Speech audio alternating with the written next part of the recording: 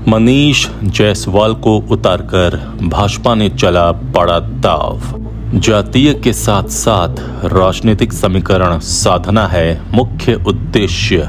Hazaribagh seat पर 2 दशक बाद खत्म हो गया सिन्हा परिवार का दबदबा। मनीष जायसवाल के सामने अवसर है तो चुनौतियों का अंबार भी लगा है। नमस्कार, आजाद सिपाही विशेष में आपका स्वागत है। मैं हूं राकेश सिंह। झारखंड के हजारीबाग संसदीय क्षेत्र से भाजपा ने मनीष जायसवाल को अपना प्रत्याशी घोषित किया है। इसके साथ ही इस प्रतिष्ठित सीट पर से सिन्हा परिवार का वर्चस्व खत्म हो गया है, जो पिछले 2 दशक से जारी था। सिन्हा परिवार यानी यशवंत सिन्हा और जयंत सिन्हा। मनीष जायसवाल हजारीबाग सदर के विधायक हैं और झारखंड विधानसभा में उनकी पहचान प्रभावी वक्ता की है। वह जरूरतमंदों की मदद के लिए भी आगे रहते हैं। भाजपा ने उन्हें हजारीबाग से उम्मीदवार बनाकर बड़ा दाव तो खेला ही है। यह चुनाव मनीष जायसवाल के लिए भी एक अवसर और चुनौती है। हजारीबाग संसदीय क्षेत्र में राजनीतिक दलों की गतिविधियां अक्सर हंगामेदार होती हैं। मनीष जायसवाल हजारीबाग के बड़े कारोबारी सह राजनीतिक घराने से हैं, इसलिए किसी पहचान के मोहताज नहीं हैं। उन्हें उम्मीदवार बनाकर भाजपा ने जहां सामाजिक समीकरण को अपने पक्ष में मोड़ने की कोशिश की है, वहीं निवर्तमान सांसद जयंत सिन्हा के प्रति पार्टी के भीतर पनप रहे असंतोष को भी बहुत हद तक दूर कर राजनीतिक समीकरण को भी साध लिया है। जहां तक चुनौतियों का सवाल है तो मनीष जायसवाल के सामने हजारीबाग संसदीय क्षेत्र में भाजपा की उस दबदबे को कायम रखने की चुनौती है जो पहले यशवंत सिन्हा और फिर जयंत सिन्हा ने स्थापित किया है। इतना ही नहीं, यशवंत सिन्हा ने हजारीबाग को राष्ट्रीय फलक पर स्थापित किया, जिसे कायम रखने की भी चुनौती होगी। क्या है मनीष जायसवाल को प्रत्याशी बनाने का सियासी मतलब और क्या हैं चुनौतियां, बता रहे हैं आजाद सिपाही के विशेष संवाददाता राकेश सिंह। लगातार तीसरी बार सत्ता हासिल करने की कोशिश में जुटी भारतीय जनता पार्टी ने झारखंड के हजारीबाग संसदीय क्षेत्र से मनीष जायसवाल को अपना प्रत्याशी बनाया है। वह अभी हजारीबाग सदर के विधायक हैं और झारखंड भाजपा में प्रमुख चेहरा हैं। उनके चुनाव मैदान में उतरने से झारखंड की इस हाई प्रोफाइल सीट पर इस बार भी सियासी संग्राम रोमांचक होने के आसार हैं। भाजपा मनीष जायसवाल को टिकट देकर जहां अपने इस मजबूत गढ़ को बचाने में सफल होती दिख रही है, वहीं विपक्ष के लिए अब प्रत्याशी चयन एक बड़ी चुनौती बन गई है। मनीष जायसवाल को उम्मीदवार बनाकर भाजपा ने जहां वैश्य मतदाताओं को एक झटके में अपने पक्ष में कर लिया है, वहीं सवर्ण मतदाताओं पर भी इसका सकारात्मक संदेश गया है। राजनीतिक रूप से मनीष जायसवाल को टिकट देने का फैसला भी लाभदायक है, क्योंकि इससे भाजपा की स्थानीय इकाई में जयंत सिन्हा के प्रति पसरी नाराजगी दूर हो गई है। मनीष जायसवाल सभी को साथ लेकर चलने के लिए जाने जाते हैं, इसलिए उन्हें बहुत अधिक परेशानी नहीं होगी। मनीष जायसवाल को प्रत्याशी बनाए जाने के साथ ही हजारीबाग की राजनीति से सिन्हा परिवार का 2 दशक से जारी वर्चस्व खत्म हो गया है।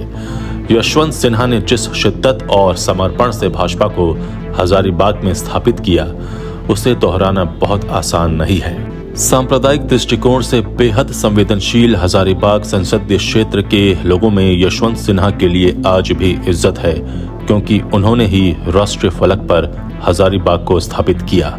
कहा जाता है कि यशवंत सिन्हा अपनी राजनीतिक सक्रियता के दौरान चाहे दुनिया के किसी कोने में रहें, हजारीबाग हमेशा उनके लिए सर्वोपरि रहता था।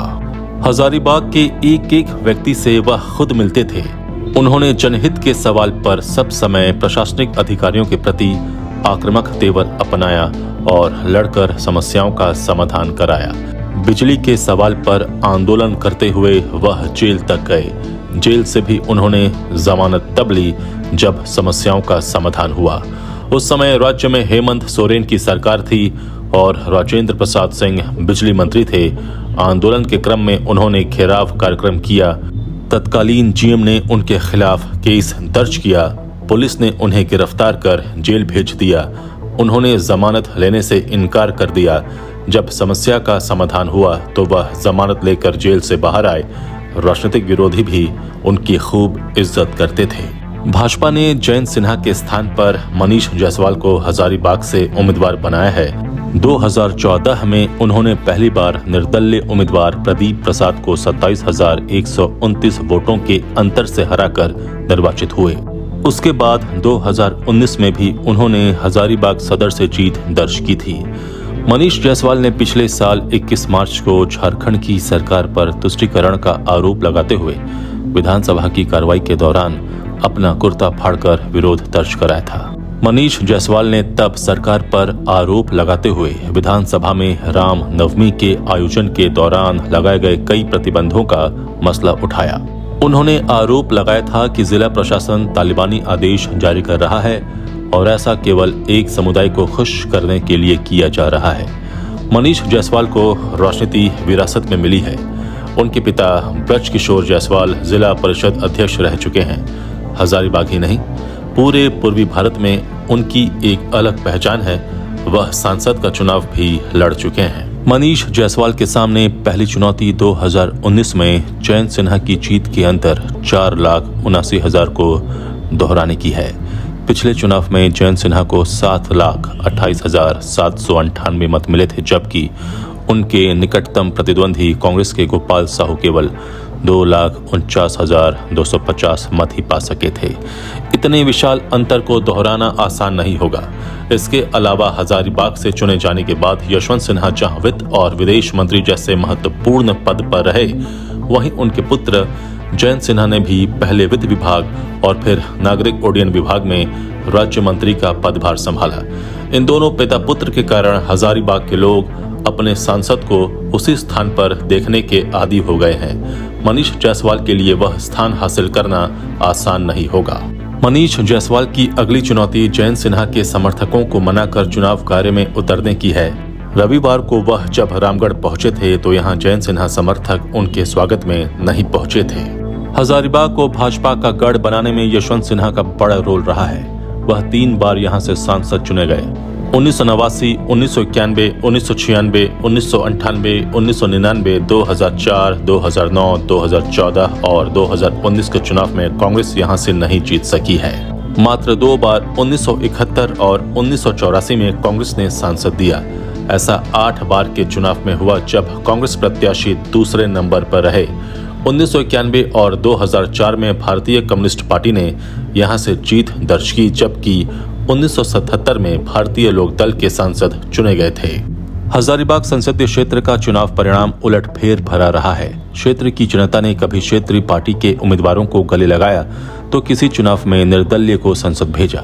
हजारीबाग संसदीय सीट पर पहली बार 1952 में चुनाव हुए। उस साल छोटानागपुर संथाल परगना पार्टी के राम नारायण सिंह यहां से जीते। उन्होंने कांग्रेस के छनी राम को हराया था। 1957 में निर्दलीय प्रत्याशी ललिता राजलक्ष्मी ने कांग्रेस के बदरुद्दीन को हराकर चुनाव जीता। 1968 के उपचुनाव में पहली बार कांग्रेस को हजारीबाग से कामयाबी मिली और उसके प्रत्याशी मोहन सिंह ओबरॉय जीते। 1971 के चुनाव में कांग्रेस के ही दामोदर पांडे जीतने में कामयाब हुए। 1977 और 1980 के चुनाव में जनता पार्टी के पसंद नारायण सिंह लगातार 2 बार जीते। 1984 में कांग्रेस के दामोदर पांडे फिर जीते। 1989 में भाजपा के यदुनाथ पांडे चुनाव जीतने में कामयाब हुए। 1991 में भारतीय कम्युनिस्ट पार्टी के भुवनेश्वर प्रसाद मेहता जीते, जबकि 1996 में भाजपा के महावीर लाल विश्वकर्मा जीते। 1998 और 1999 का चुनाव भाजपा के यशवंत सिन्हा जीते। 2004 में भारतीय कम्युनिस्ट पार्टी के भुवनेश्वर प्रसाद मेहता ने एक बार फिर परचम लहराया। 2009 में इस सीट से भाजपा के टिकट पर यशवंत सिन्हा जीते।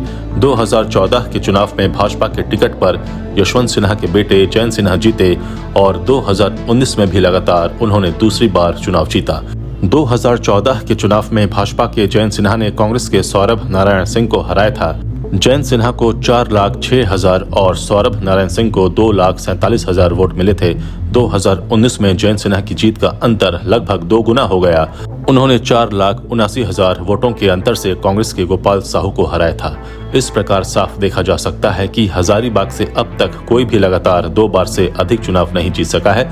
ऐसा करने वाले भी केवल 3 सांसद ही हुए। हजारीबाग के मतदाता 3 बार छोड़कर हर बार पार्टी नहीं तो सांसद बदलते ही रहे हैं। आजाद सिपाही के विशेष में अभी इतना ही। आप हमारे इस YouTube चैनल को जरूर सब्सक्राइब करें और भी अधिक खबरों के लिए पढ़ते रहिए अपना लोकप्रिय दैनिक अखबार आजाद सिपाही। धन्यवाद।